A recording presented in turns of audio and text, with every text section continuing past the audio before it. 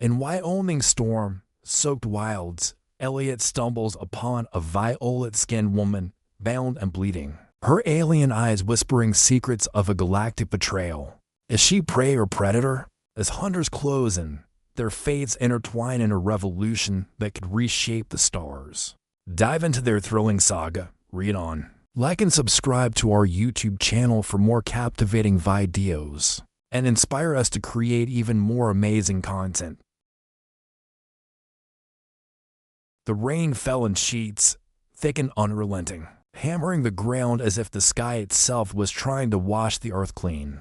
Elliot's boots squelched in the mud, his breath visceral in the cold, thin air. He had been out here for hours, wandering the vast, wild expanse of the Wyoming forest, more out of habit than necessity. His life, one of isolation, was something he had come to accept. After all, there was nothing else, just the sound of the wind, the occasional snap of a twig beneath his feet, and the haunting stillness of the wilderness. It was then that he saw it. At first, he thought it was an illusion, maybe a trick of the light or a shadow from the trees. But no, as he moved closer, the shape became clearer, and his heart skipped a beat.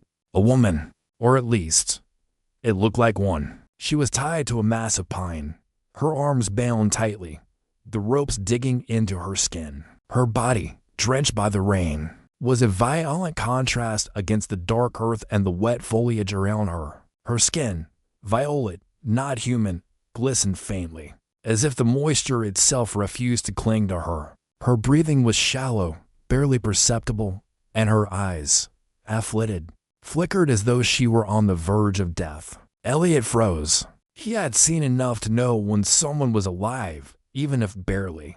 This thing, this creature, was still breathing, but barely. His pulse quickened.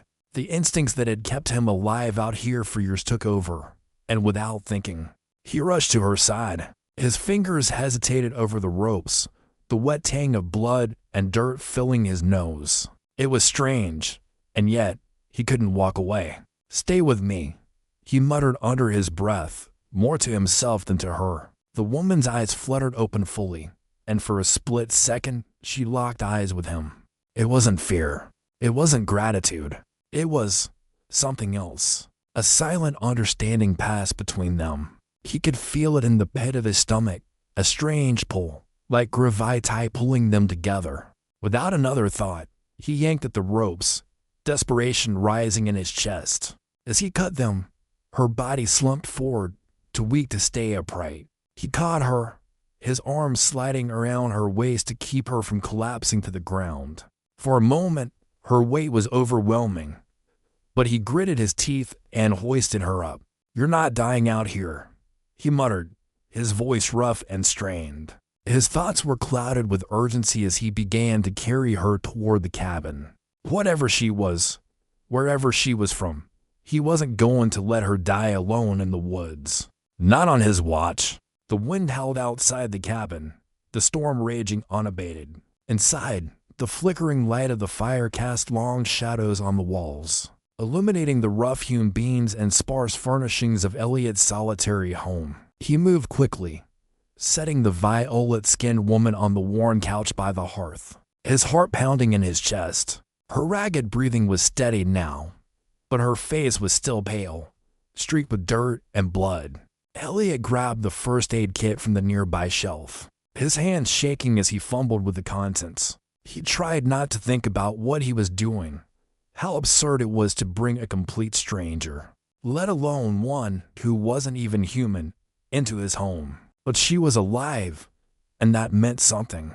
His eyes flicked to her again as he worked, noting the slight tremor in her lips, the exhaustion in her posture. There was something about her, some quiet strength that both unsettled and intrigued him. As he cleaned the wound on her arm, he couldn't help but notice how delicate her features were, despite the farness of her appearance. Her skin, a deep violet, shimmered faintly in the firelight. Her face, angular yet beautiful, held an intensity in the way her eyes flickered even in unconsciousness. When he finished, he stepped back, wiping his hands on a towel, and paused. The silence between them was thick, uncomfortable, and yet, in some strange way, it felt as though it was drawing them closer. She was still unconscious, but he couldn't shake the feeling that she was more aware of him than he realized.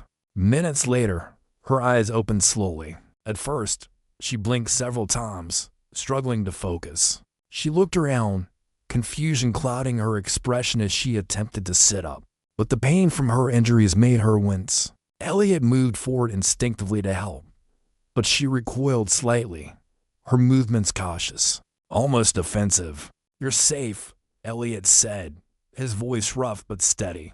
He wasn't sure why he said it. It just felt like the right thing to do. "You were hurt." I'm fine," she interrupted, her voice strangely melodic, but firm.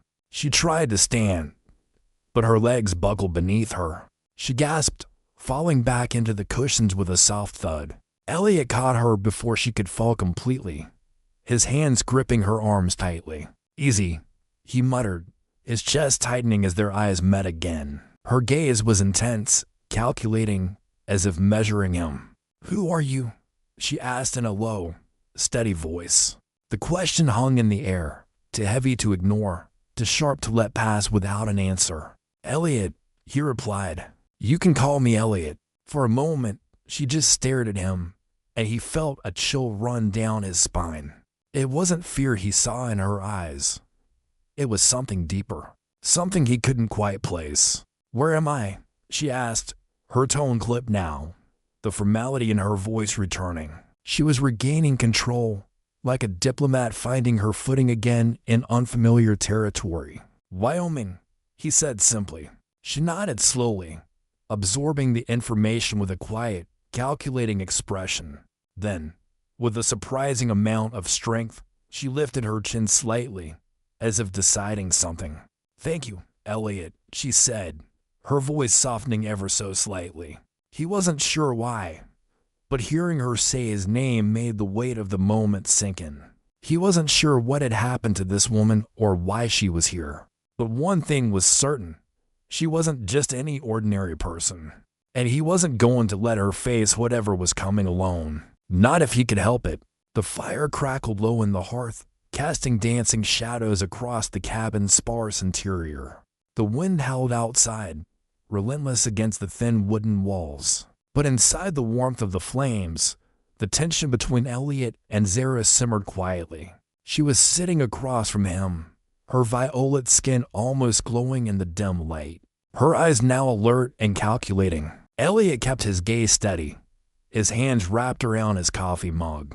He hadn't expected this, hadn't expected to find someone, especially someone like her, in the middle of nowhere. His days were simple, solitary: cut wood, fix things, maintain the land. Now, his cabin felt suddenly too small, the quiet too loud. Zara wasn't speaking much. She had recovered enough to sit up without support, but her guarded expression told him she wasn't about to explain herself easily. When he caught her glancing at the comm device, an old, salvaged piece of technology he'd forgotten about, he could almost hear the question in her eyes. "You're not going to find much on that," he muttered, his voice cutting through the stillness. "It's just an old junker."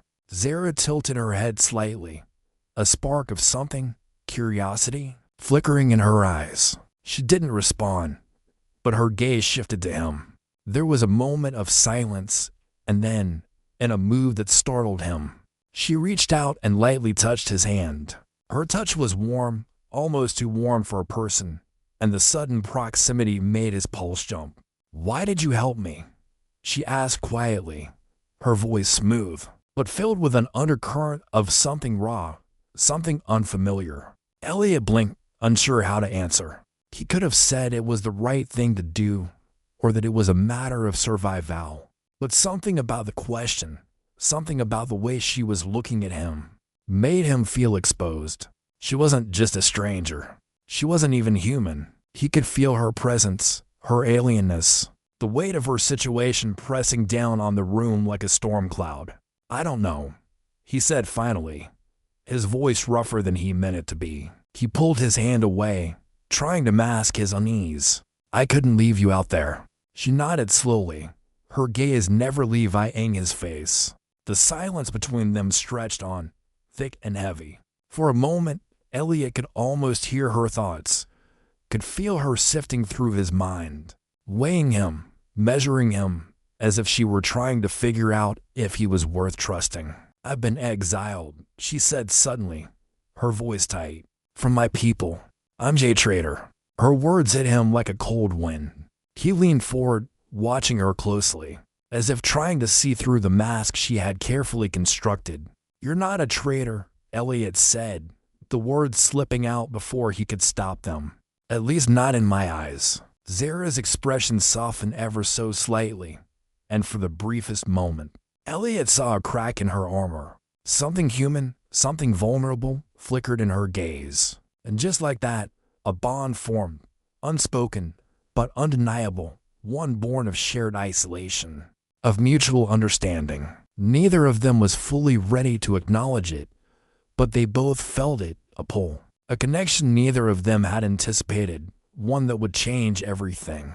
The sky had darkened into a murky, angry gray as a strange hum filled the air. It was the kind of hum that only meant one thing.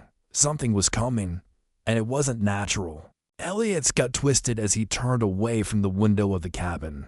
He could feel it, the tension in the air, the kind of anticipation that had kept him alive through years of solitude.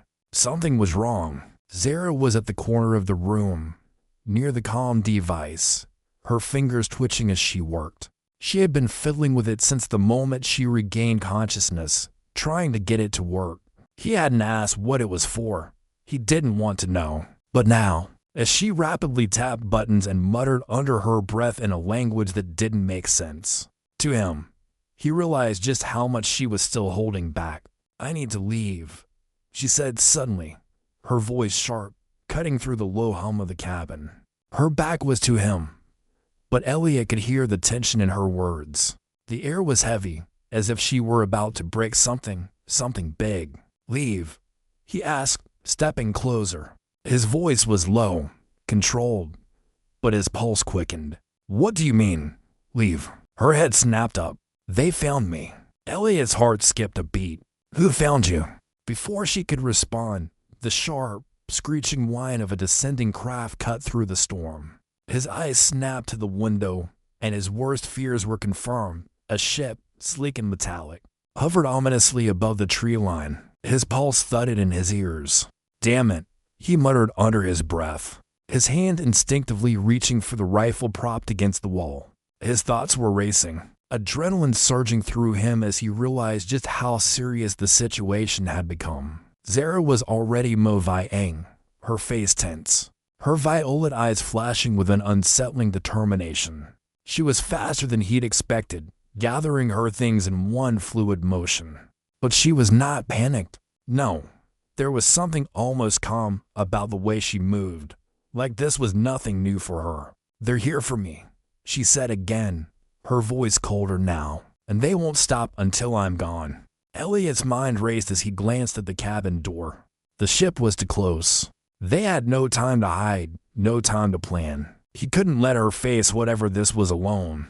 They'd both survive this, or they wouldn't survive at all. Without warning, the door swung open with a violent crash, and two men in dark uniforms stormed inside, weapons raised. One was tall and broad, the other more weary, with cold, calculating eyes. Their armor glinted in the dim light of the cabin. "You're coming with us," the tall one growled. Zara moved before Elliot could react, stepping in front of him, her body taut with anticipation. She raised a hand, her fingers flicking in a gesture he didn't understand. "Not today," she said, her voice a low, dangerous hiss. Suddenly, the room filled with a strange hum, like a vibration in the air itself, and the two men staggered back, their faces twisting in confusion as Zara manipulated the atmosphere around them. It wasn't a visible force, but it felt like pressure, like gravity itself had shifted.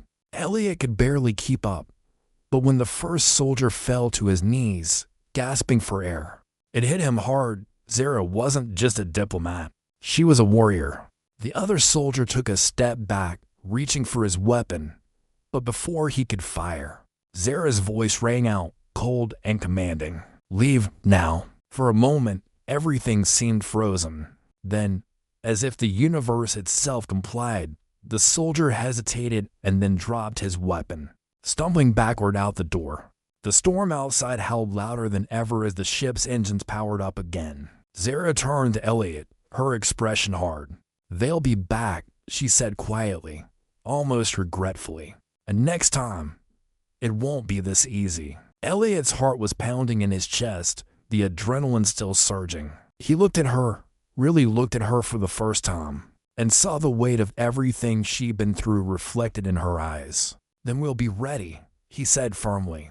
For the first time, Zara's lips twitched upward in a semblance of a smile, one that felt more like a promise than anything else. The air between them had shifted, and he knew one thing for certain now. He wasn't walking away from this. Not anymore. The storm still raged outside, but it was no longer the most dangerous thing Elliot had to worry about. The cabin, once a sanctuary, now felt like a trap. The comm device on the table blinked intermittently, its hum growing louder as if calling out to something far beyond their reach. Elliot moved quickly, securing the door and grabbing what he could. His hands were steady, but his mind raced. Zara, on the other hand, was already in motion. She seemed to move with purpose, as though she'd done this 1,000 times before. The way she checked the windows, her fingers moving over the comm device, setting things in place. It was all second nature to her. "They'll be back," she said, her voice sharp. "This isn't over.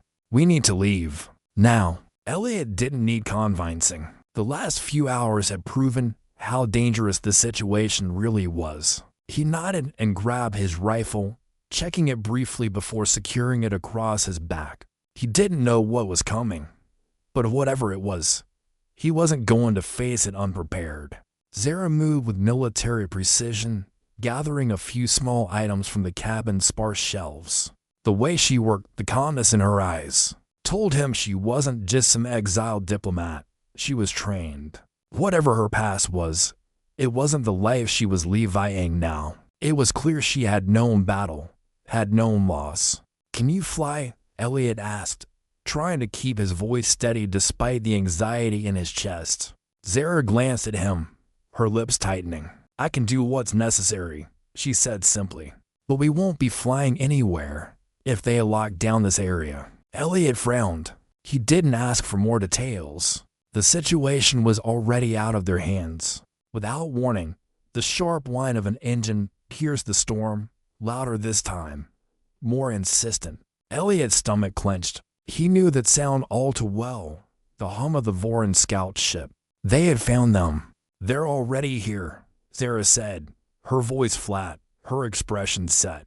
"We need to move." She reached for the door, pushing it open just enough to peek outside. The night was thick with rain and shadow, but the bright blue light of the scout ship cut through it like a blade.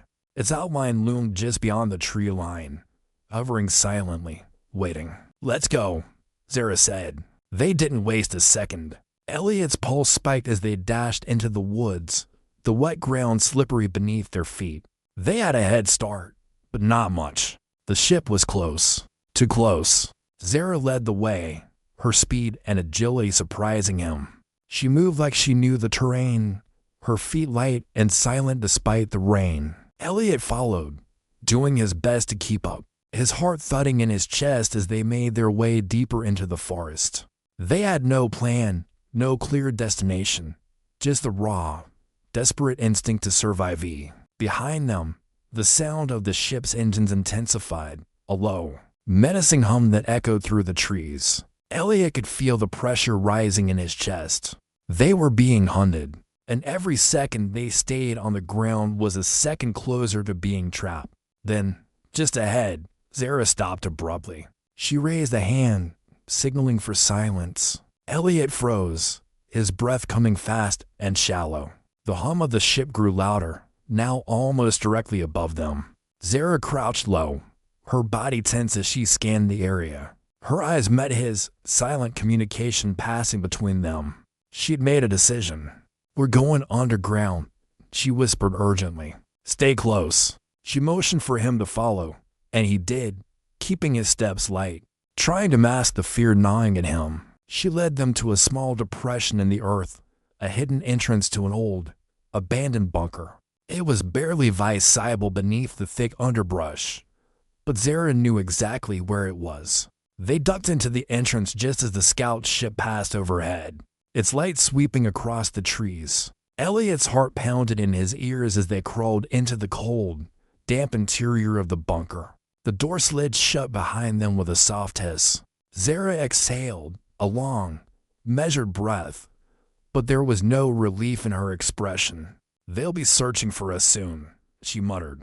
We don't have much time. Elliot leaned against the wall, his body trembling from the cold and the adrenaline. What now? Zara met his gaze, her eyes cold and determined. Now, we survive.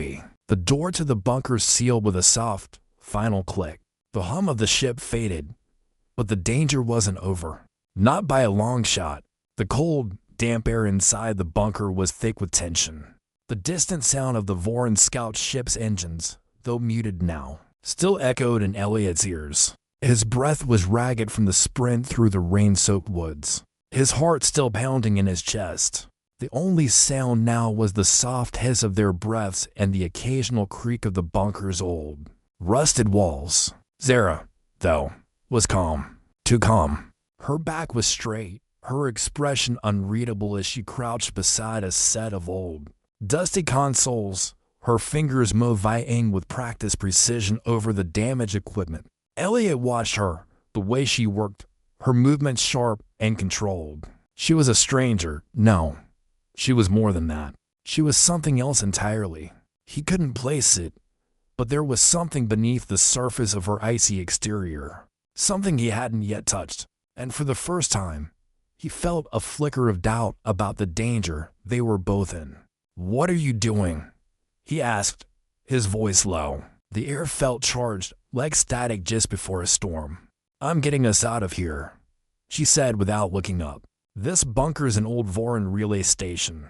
If I can hack into their network, I can trace the scout's flight path. We'll know where they've gone. Elliot shifted uncomfortably, his eyes flicking nervously toward the entrance, which seemed to quiet now. His fingers brushed the rifle slung across his back, his only weapon in this place of metal walls and alien technology. He wanted to argue, why risk it? But he knew better than to second-guess Zara. She knew what she was doing. Will it work? He pressed, his eyes narrowing as Zara's hands moved over the console's interface, the screens flickering to life. It has to, she muttered, her voice tight with focus. There was a brief pause. The only sound the hum of the machinery and the erratic beeping of the console. Zara's eyes flicked to a small blinking light on the screen, her breath catching in her throat. Found it, she said, almost too quietly. Her fingers flew over the keys, the data on the screen scrambling before it settled into a map of the area. Elliot leaned in, squinting at the digital display. The ship's location was marked clearly, only a few miles from where they were hiding. But that wasn't the worst part. They're coming back, she said softly, her voice sharp with cold realization. Elliot's blood ran cold. What do you mean, coming back? They were just here. How could they? They've already traced us, Zara interrupted, her eyes hard with focus. She turned toward him, her violet skin pale in the dim light. They know we're here. They'll be back within the hour. Before he could respond, a sharp bang echoed through the walls of the bunker, followed by the sudden, unmistakable thrum of heavy footsteps above them. Elliot's stomach dropped. The sound was unmistakable. They were already here. Zara's hand shot out, grabbing Elliot's arm. Her grip was strong, her eyes fierce. Get to the back, now. With no time to think, Elliot followed her as she pulled him deeper into the bunker. They ducked through a narrow passage at the back, the sounds of the soldiers' boots above them growing louder. The walls seemed to close in, pressing in on him as he followed Zara, his breath coming in short bursts. Zara turned to him, her face determined. We can't stay here. We need to move, now. Without hesitation, they bolted down the passageway, the low hum of the Voryn ship outside growing louder, as if it was circling above, waiting for its next move. The chase wasn't over. In fact, it was just beginning. The narrow corridor of the bunker was suffocating, the walls pressing him with every step. Elliot's breath came in ragged bursts, his hand gripping his rifle tightly, his knuckles white. Zara moved ahead of him, her pace unrelenting, her violet skin glowing faintly in the low light of the emergency torches that flickered along the walls. Her eyes were fixed ahead, but he could feel the tension in her body, the strain in her movements as they pushed deeper into the bunker's maze of corridors. They were running out of time. Elliot glanced back toward the entry point of the bunker, where the heavy footsteps of the Voryn soldiers had once echoed. The sound had stopped moments ago, but the silence that followed felt like a trap. He couldn't shake the feeling that they were being hunted, that the walls of this abandoned place were closing in around them. "We need to find a way to contact the resistance," Zara muttered, her voice cold but focused. "We can't do this alone." "I thought the Voryn sent that scout to kill you?" Elliot asked, his voice tight with disbelief. "They did," Zara replied, her gaze never levying the path ahead. "But there's more at stake here than just me. I've seen what they're doing, Elliot. The corruption runs deeper than you can imagine. It's not just about exiles or traitors. It's about power, control over entire worlds. And I'm going to stop it." Elliot's mind raced. The weight of her words hit him hard, but he didn't have time to process it. The screech of metal on metal echoed through the passageway, a loud, wrenching sound that made his heart leap in his chest. He snapped his head to the side, eyes scanning the darkened corridors. "They found us," Zara hissed, turning sharply, her voice a sharp command. "Move." Without waiting for him to respond, she darted ahead, her speed astonishing. Elliot had no choice but to follow, adrenaline surging as the sound of boots pounding on metal grew louder. They weren't alone anymore. Zara reached a door at the end of the corridor, her fingers moving quickly over the control panel, bypassing the lock with ease. She yanked the door open, stepping through and pulling Elliot inside with her. The room they entered was small, dimly lit by the flickering glow of screens. Zara immediately moved to a console at the far side of the room, her hands flying over the keys as she began to hack into the system. Elliot stood near the door, watching for any signs of movement. His body was coiled with tension, the hairs on the back of his neck standing up. He could hear the soldiers now, their voices low and threatening as they searched for them, their movements precise. They were getting closer. Suddenly, the console beeped, a sharp, piercing sound that made Elliot flinch. Zara cursed under her breath. The system's locked down. They've cut off all external communication. Elliot didn't waste a second. "Can you bypass it?" "I'm trying," Zara snapped, her fingers a blur on the screen. "But it's going to take time. Time we don't have." A sharp crack echoed through the hallway, followed by the unmistakable click of a heavy boot stepping onto the floor outside the room. Elliot's heart skipped a beat. They weren't just being hunted. They were being cornered.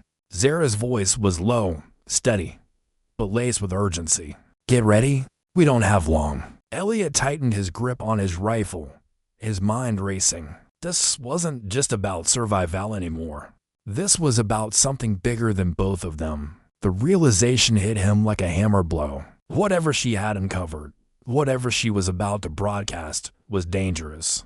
Dangerous enough to destroy everything. The door slammed open, and the soldiers burst in.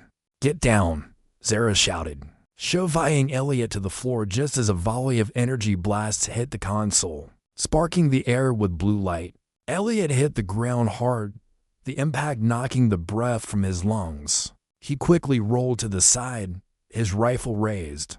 The soldiers weren't alone. Two more figures, taller, more menacing, followed them into the room. Zara was already on her feet, her movements fluid, almost predatory. She didn't wait for them to approach. With one swift motion, she hurled a grenade, its energy field buzzing to life as it flew through the air. The explosion was deafening, a bright flash of white light that sent the soldiers reeling. Elliot scrambled to his feet, his rifle firing in quick, practiced bursts, his focus laser sharp. The soldiers went down, one by one, the barrage of fire cutting them off from advancing. The room fell silent except for the crackling of sparks in the air. Zara turned to Elliot, her face a mask of cold determination. "We've bought ourselves some time, but we need to move." Elliot nodded. His heart was still racing, but his focus had sharpened. They had just fought their first battle together, and it had made one thing clear. They were in this fight to the end. Zara moved quickly to the console, tapping in a sequence of commands. The screen flashed, and then, with a final, ominous beep, the broadcast went live. "The truth is coming," Zara's voice rang out, both defiant and filled with fury. As her words cut through the Voryn network, reaching far beyond their tiny corner of the galaxy, the revolution had begun. The moment the broadcast ended, the weight of their actions settled HFY on Zara's shoulders. The room felt smaller now, the walls pressing in as her heartbeat hammered in her ears. The Voryn regime had just been exposed, its corruption, its greed, its lies, all laid bare for the galaxy to see. The data she'd hacked into the system was irrefutable. It wasn't just a message, it was a declaration of war. Elliot stood next to her, his rifle in hand, eyes scanning the room. He didn't understand the full scope of what they'd just done, but he felt the change in the air, the electric tension that followed them wherever they went now. They were no longer just fugitives. They were symbols of resistance. Zara's fingers moved over the console, rapidly inputting commands, but her focus was split. She could hear the distant sound of boots echoing down the hall, steady, purposeful, and dangerously close. "They're coming," Elliot said, his voice low, calm, but carrying an edge of urgency. His eyes locked on hers. Zara didn't look up from the console. "It doesn't matter. We've triggered the revolution. There's no going back now." The door to the room creaked as it began to open. A figure appeared in the doorway, tall, imposing, and wearing the signature black armor of the Voryn Council guards. The man's face was hidden beneath a helmet, but the air around him crackled with authority. Zara's eyes narrowed, and for the first time, she let out a breath of something close to a laugh. "I was wondering when you'd show up." The figure didn't answer. Instead, he stepped forward, his armor boots thudding HFY on the floor. Behind him, two more soldiers appeared, their weapons drawn, their expressions hard and unyielding. "Zara," the man spoke, his voice deep, calculated. "You've done something unforgivable." Zara straightened, her posture rigid. "I've done what needed to be done." The man, Counselor Voryn, stepped closer, his gaze locked on her, cold and unblinking. "You think exposing us will change anything? You're a traitor, nothing more. A tool used by the weak to try and bring down a system that has been in place for millennia." Zara's lips curled into a cold smile. "Your system is rotting from the inside out, Voryn. It's only a matter of time before everyone sees that." Without warning, she lunged, her hand extending toward the nearest soldier with a speed that took even Elliot by surprise. The air hummed, charged with an invisible force as the soldier staggered back, gasping for breath. Zara's fingers flexed, her grip on the soldier's throat tightening like an iron vise. "You're not taking me alive," she spat, her voice a venomous hiss. Voryn moved quickly, pulling a blaster from his belt and aiming it directly at her. "You're a fool, Zara." Elliot didn't hesitate. He lunged forward, his rifle raised and aimed at Voryn. "You're not killing her." A tense standoff followed. The air was thick with static, the two sides locked in a deadly standoff. Zara, still holding the soldier in her grip, turned her head to glance at Elliot. Their eyes met, brief, but full of understanding. "We're in this together." Voryn's eyes darted between them, his expression hardening. "You think you've won. You think the rebellion will rise because of this. You've only ensured your death." Zara's laugh was bitter, but defiant. "Try me." She released the soldier with a sudden, forceful shove. He crumpled to the floor, gasping for air as his comrades rushed to his side. But the momentary distraction was enough. Zara didn't waste it. With fluid precision, she crossed the space between them, her fist crashing into the chest of one of the guards. The force of her blow sent him flying backward, slamming into the wall with a sickening thud. The second guard fired, but Zara was already on him, twisting his weapon from his hand and using it against him, incapacitating him in one swift motion. The room was silent now, save for the sound of Voryn's heavy breathing. He was cornered, outmatched, but he wasn't giving up yet. His gaze shifted toward the door. The reinforcements were coming, but he was out of time. With a final, desperate motion, Voryn raised his blaster, pointing it at Zara, ready to fire. "Enough," Zara shouted, her voice fierce. With a single movement, she disarmed him, sending the blaster skittering across the floor. Voryn staggered back, his expression one of shock. Zara stood over him, the power in her posture undeniable. "You've lost." For a long moment, neither spoke. Then, with a final, satisfied look, Zara turned to Elliot, her voice calm, but resolute. "Let's go," she said, already moving toward the door. Elliot hesitated only a moment longer, then followed her. They weren't done yet, not by a long shot. The sky was darkening as Zara and Elliot emerged from the bunker. The forest around them, eerily quiet. The storm that had once raged above them had passed, but the tension in the air remained, thick and oppressive. They were no longer just running, they were waiting, calculating, knowing that the Voryn would return, and this time, there would be no running from it. Zara's steps were measured, confident despite the weight of what they had just done. She had exposed the Voryn regime, and now there would be no going back. A revolution had been sparked, but the battle was far from over. The truth was out there, but so were the enemies who would stop at nothing to silence it. Elliot walked beside her, the rifle slung across his back, his mind running through the choices they had made. They had come too far to turn back now. The mission wasn't just about survival anymore. It was about something bigger, something more important, and the stakes were higher than ever. The distant hum of engines reached their ears, a sound they knew all too well. The Voryn scout ship had returned. "They're back," Zara said quietly, her eyes scanning the horizon, her voice steady but carrying an edge of resolve. Elliot tensed. The faint blue glow of the ship's lights flickered through the trees, moving toward them with ominous precision.